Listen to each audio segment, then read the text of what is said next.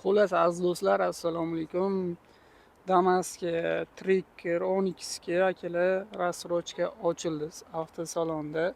Ko'rsanglar bo'ladi. Menimcha hammani Damas qiziqtirsa kerak. Xo'sh, Damas ko'rishinglar mumkin. Kombi, gruzovoy hammasidan bor. Labo yo'q ekan. Agar boshlang'ich 50% to'lov qilsanglar, qolganini 22 oyga bo'lib bersanglar bo'ladi. Ya'ni nima demoqchiman?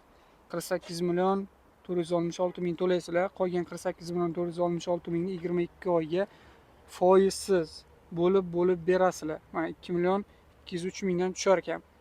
Shunaqa qilib bemalol Damas hammasiga to'lovni qilib olsanglar bo'ladi akalar. Manaki 12 hammasidan bor ekan. Pastda mana egalar nomerlari bor. Telefon qilib to'liqroq ma'lumot olsanglar bo'ladi. Bu kredit emas, bu rassrochka bo'lib berishga akalar. 50% to'laysizlar, qolganini keyin 22 oyga bo'lib bersanglar bo'ladi.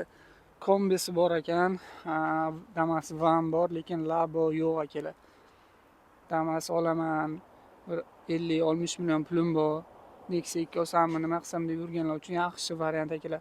Damasga to'lov qilinglar, qolganini 22 oyga bo'lib berasizlar. Misol 70 million to'lasanglar, sizlarga 22 oyga kamroq chiqadi. 1,5 million, 1 million 700 chiqadi menda. Boshlang'ich to'lovga qarab, bu yog'ini 22 oyga bo'lib berishadi. Nomerlari avtosalonga kelib, bemalol telefonlashib, mashina xarid qilsanglar bo'ladi.